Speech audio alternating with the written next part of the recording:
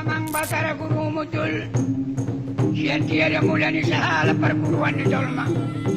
Oh, angko ini sini kumo juau. Arsa, akas main damang. Kinatoy, yang po asong kapatna di orang na doang kinate. Yang ketiga, putra mahkota Raja Batak yang bernama Guru Tatea Bulan dan salah satu dari putrinya bernama Biding Laut. Songoni do Guru Biding Laut gabi hantu tongo di Pulau Jawa. Saya sudah menjadi orang Batak, tapi saya menjadi Nyai Roro Kidul. Ada kaitannya. Sebelum Sang Kuasa menugaskan Kanjeng Ratu ke Laut Jawa, tadinya itu dia tuh seorang keturunan Raja Batak. Pembala di damang Seribu Raja. Soda mina bro. Impang Mulana. Sagala Raja. Silau Raja.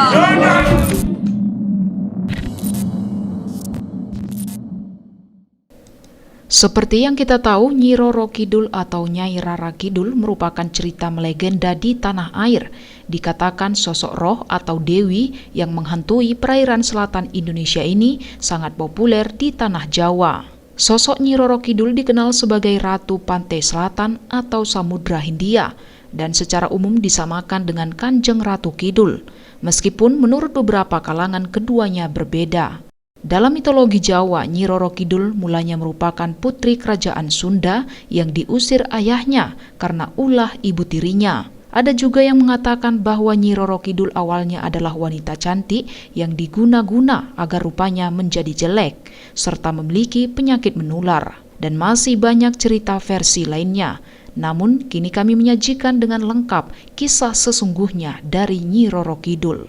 Nyi Roro Kidul dikenal dengan berbagai nama yang mencerminkan berbagai kisah berbeda dari asal-usulnya.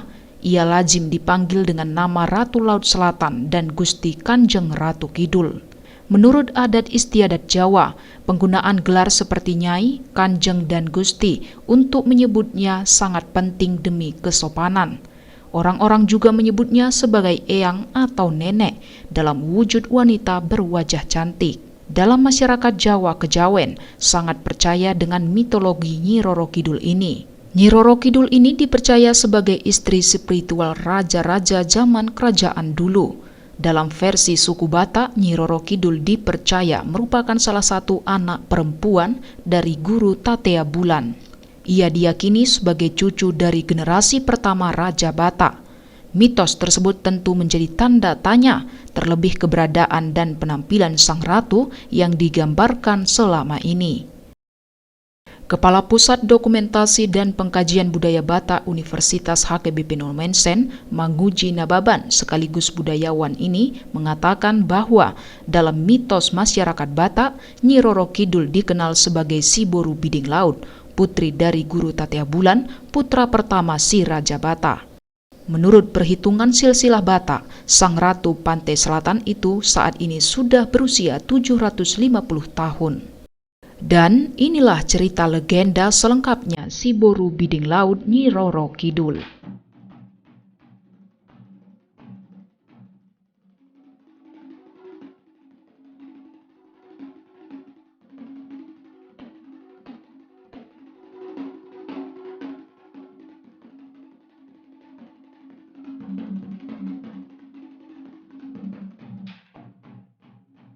Legenda dimulai dari si Raja Batak yang memiliki 2 orang anak, yaitu Guru Tatea Bulan atau Nalon Tungon, serta Raja Isumbaon. Kemudian Guru Tatea Bulan memiliki 9 anak, 5 anak laki-laki serta 4 anak perempuan. Anak pertama si Raja Biak-Biak atau yang kita kenal sebagai Raja Uti. Raja Uti terkenal sakti dan serba bisa, namun Raja Uti tidak memiliki keturunan. Anak kedua ialah Tuan Saribu Raja, raja yang juga sangat sakti, serta keturunannya banyak menjadi asal-muasal marga-marga besar di suku Batak. Kemudian anak ketiga adalah Limbong Mulana yang merupakan asal-muasal dari marga Limbong. Anak keempat Sagala Raja yang merupakan asal-muasal dari marga Sagala. Dan anak laki-laki kelima si bungsu adalah Silau Raja yang memiliki 4 orang putra dan keempat putranya tersebut menjadi asal mula dari marga Malau, Manik, Ambarita serta marga Gurning. Lalu 4 putri keturunan Guru Tatea Bulan adalah Si Boru Pareme, Si Boru Anting Sabungan, Si Boru Biding Laut, dan yang terakhir Si Boru Nantinjo. Si Boru Biding Laut inilah yang diyakini sebagai Ratu Pantai Selatan atau Nyi Roro Kidul. Anak Nyokuta si Raja Batak kedua. Anak Siakangan Guru Tatea Bulan, Manang Nalutungon. Si nomor 2 Raja Subau. Tatarik Sian Guru Tatea Bulan, Manang Nalutungon. Anak ni Guru Tatea Bulan 5 opat. Siakangan ima Raja Biak-biak, ima Nasangapi, Nasakti, Poputa Raja Uti, Raja Gumiling-giling. Napa 2 Seribu Raja, napa 7 Limbong Mulana, napa 4 Sagala Raja, napa 5 Silau Raja. Boru Siakangan si Boru Pareme, Boru si nomor 2 Boru Biding Laut, ima Ratu Pantai Selatan, nah di Pulau Jawa. Songoni dohok atik sabungan, gabi hantu rotongo di Pulau Jawa. Natijo, ima namian di Tautoba, nama ringanan di Pulau Malau, si Malindo.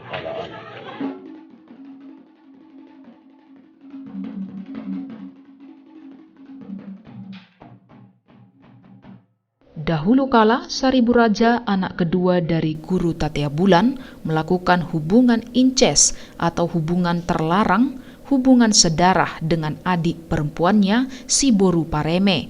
Setelah sekian lama hubungan ini terjadi, menjadikan Si Boru Pareme akhirnya hamil, mengandung anak dari abang kandungnya sendiri, Tuan Saribu Raja. Dan hal ini menjadikan aib dalam keluarga. Dalam adat dan kebudayaan Batak, hal ini adalah tabu dan dilarang keras. Melihat aib ini, saudara-saudari dari Tuan Saribu Raja dan Si Boru Pareme merasa marah dan berniat untuk menghukum mati mereka berdua. Namun tak satu pun dari mereka yang tega untuk melakukannya, serta Tuan Saribu Raja dikenal sebagai orang yang sangat sakti. Akhirnya mereka berdua pun diusir dari Pusuk Buhit. Saat itu digambarkan Silau Raja, adik dari Saribu Raja, mengatakan dalam hatinya, "Wahai tanah yang mendengar, dengarkanlah perkataanku.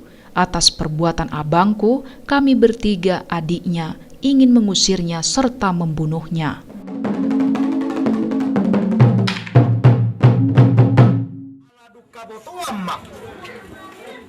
Mardohu-dohu, marmihim-mihim, Saribu Raja doho ibotona, timbul batu ya niat minatuluon, neng mangusiro.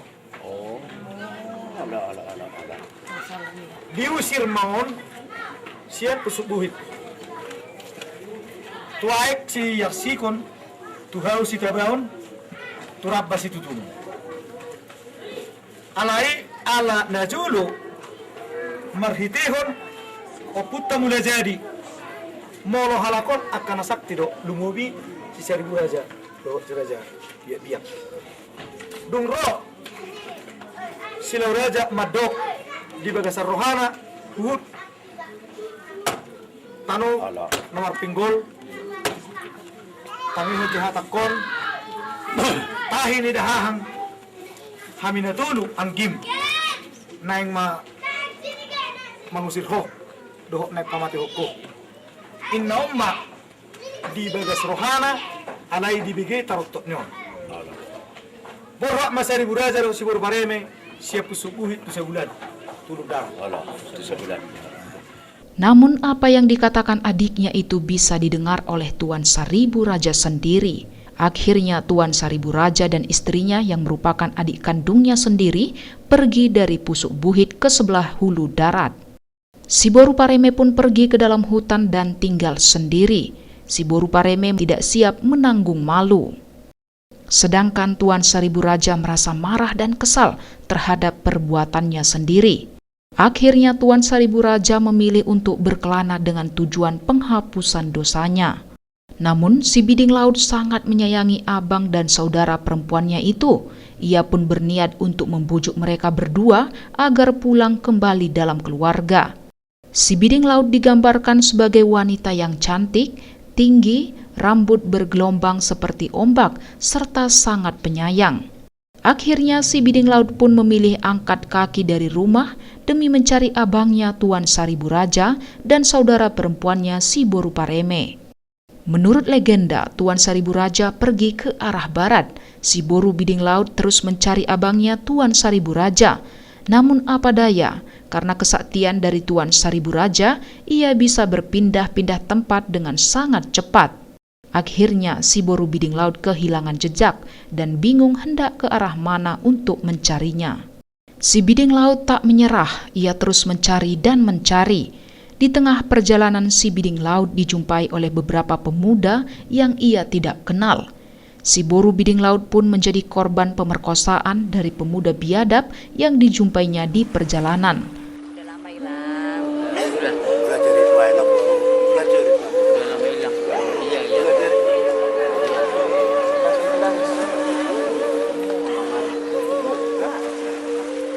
Setelah itu si Boru Biding Laut trauma, bingung dan sakit hati. Ia pun berjalan dengan mata kosong penuh perasaan putus asa dan terus menelusuri jalan setapak di depannya. Si Biding Laut kemudian sampai di Sibolga.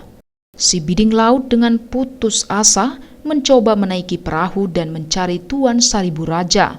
Namun di tengah perjalanan, si Biding Laut diterjang ombak yang sangat besar dahsyat. Si Biding Laut dengan kuat menyerukan nama ayah serta abangnya agar menolongnya. Namun tak ada yang bisa menolongnya. Dalam serangan ombak tersebut dikatakan si Biding Laut memohon kepada laut yang saat itu dihuni oleh penguasa laut Ratu Sekar Jagat Wijaya Kusuma atau Dewi Samudra untuk menyelamatkannya atau tidak membunuhnya karena si Biding Laut masih ingin hidup. Akhirnya laut tersebut mengabulkan permintaan si Boru Biding Laut, namun dengan syarat tertentu, salah satunya adalah menjadi pengabdi untuk Ratu Sekar Jagat Wijaya Kusuma dan menjadi penghuni di lautan Pulau Jawa.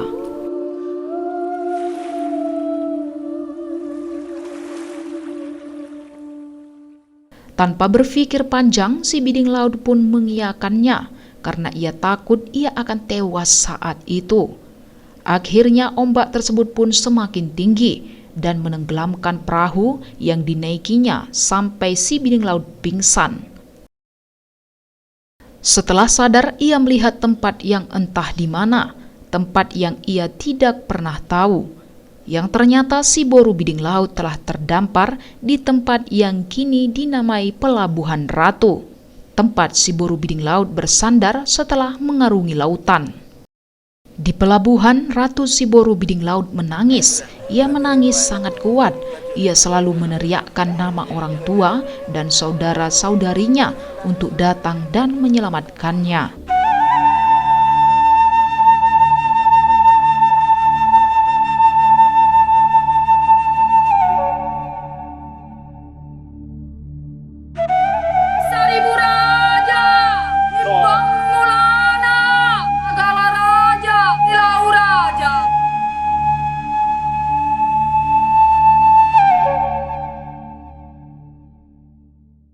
Namun apa daya, saat itu si Boru Biding Laut tidak memiliki kesaktian apa-apa.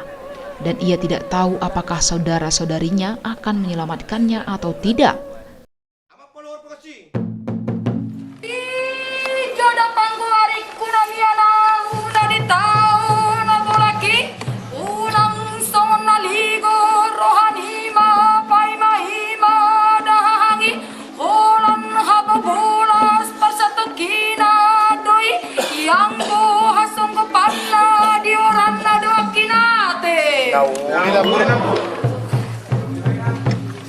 uli ding badan ya barbubunin na paro hararonan yan. Ya songoni dua mangolo sosomal poro patudu topma. Iya buhama na mangelehele anak ni raja.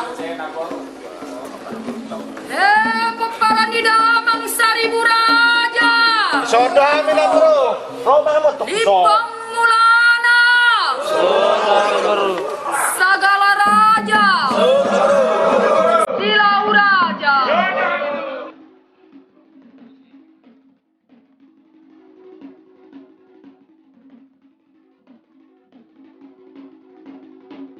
Karena teriakannya yang sangat kuat dari balik batu besar di Pelabuhan Ratu, seorang pemuda yang sedang bertapa mendengar teriakan si Boru Biding Laut. Pemuda tersebut kebetulan adalah seorang penguasa Andaran atau Pangandaran, yaitu Raja Sansakti. Ia pun mendekati si Boru Biding Laut, dan Raja Sansakti pun terpukau oleh kecantikan si Boru Biding Laut. Ia pun bertanya, "Siapakah engkau? Dari manakah asalmu? Serta apa yang membuatmu menangis begitu kencang sampai terdengar oleh telingaku walau aku yang sedang bertapa?" Dalam bahasa Jawa Sunda, si Boru Biding Laut tidak mengerti apa yang dikatakannya. Ia bingung, ia pun masih trauma dengan sosok laki-laki. Raja Sansakti dengan niat untuk membantu si Boru Biding Laut, ia pun mengajak si Boru Biding Laut ke istananya untuk bekerja di sana.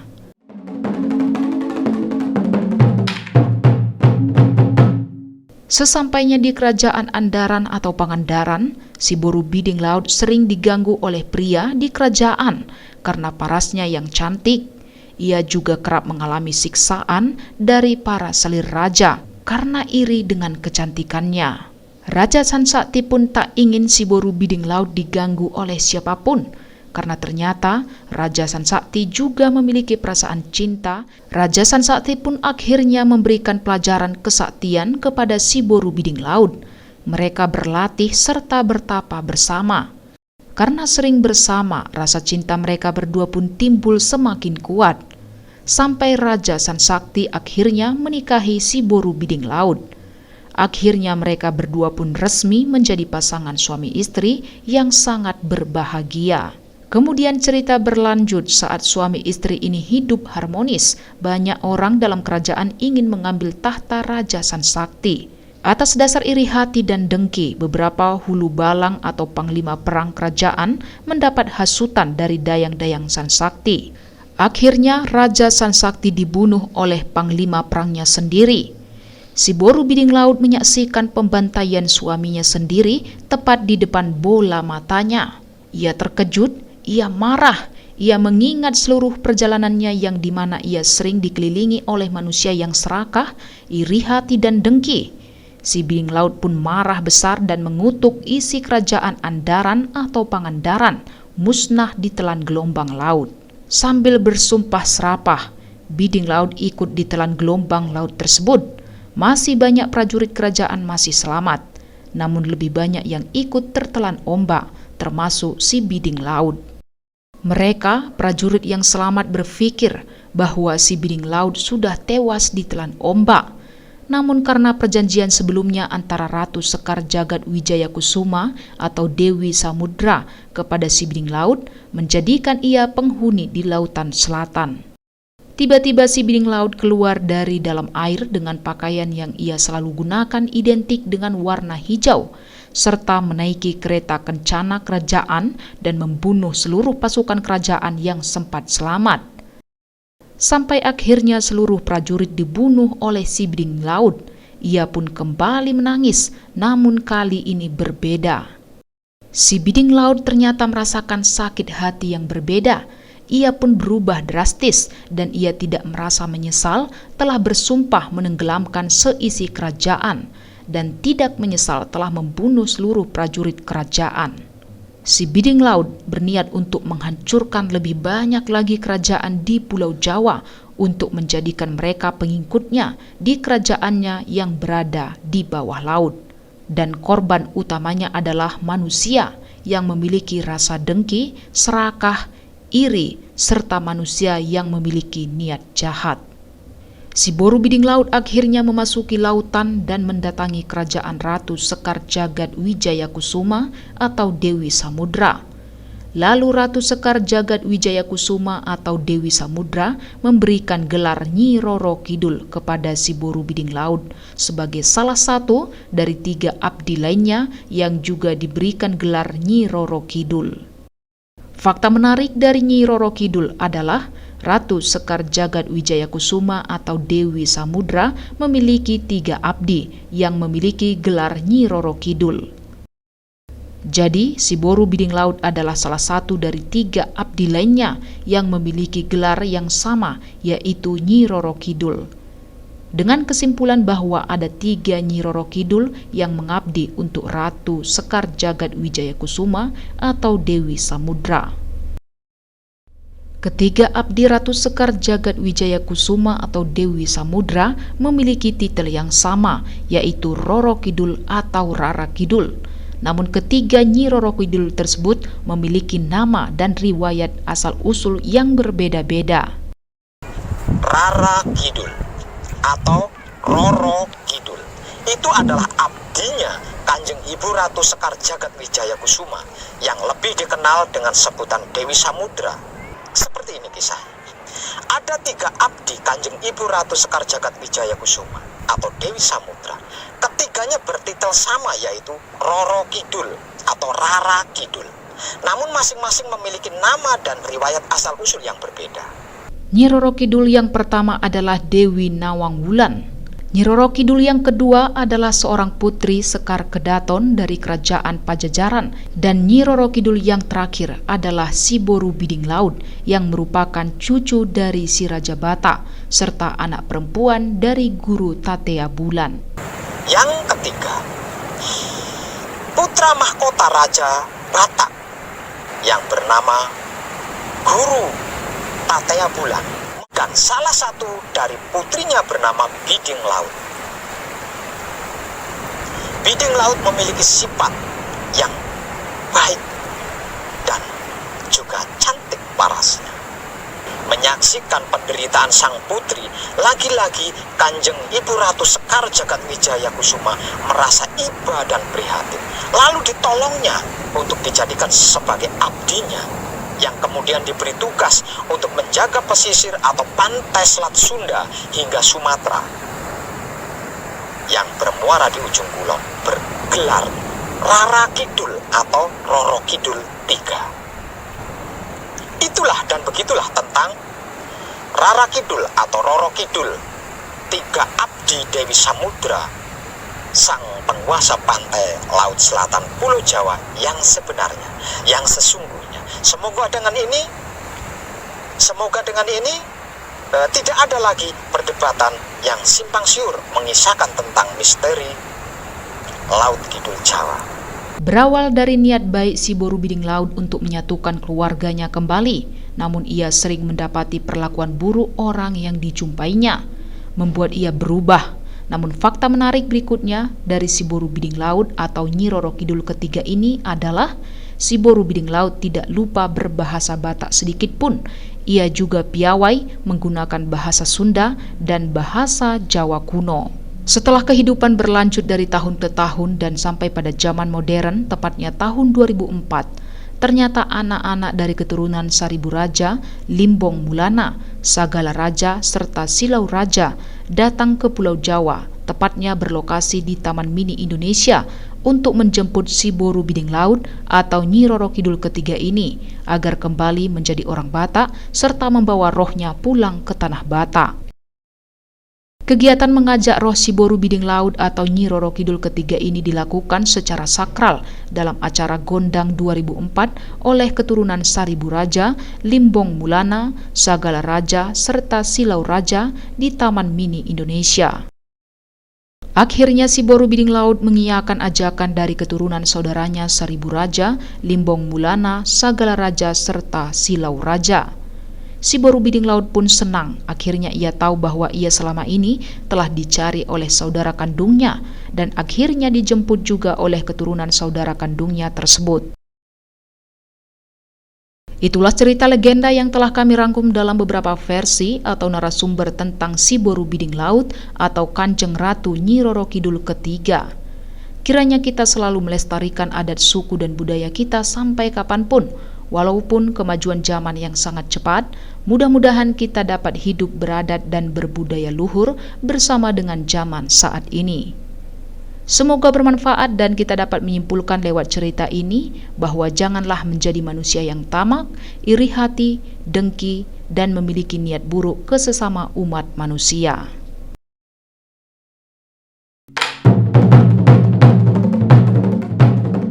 Sabtu 8 Oktober 2022 pukul 5 sore kita akan menyaksikan perjalanan dari Tuan Dibagarna yang memiliki 4 orang putra, yaitu Raja Panjaitan, Raja Silitonga, Raja Siagian, serta Raja Sianipar, yang juga menjadi asal mula dari salah satu marga besar di suku Batak, Panjaitan, Silitonga, Siagian, dan Sianipar.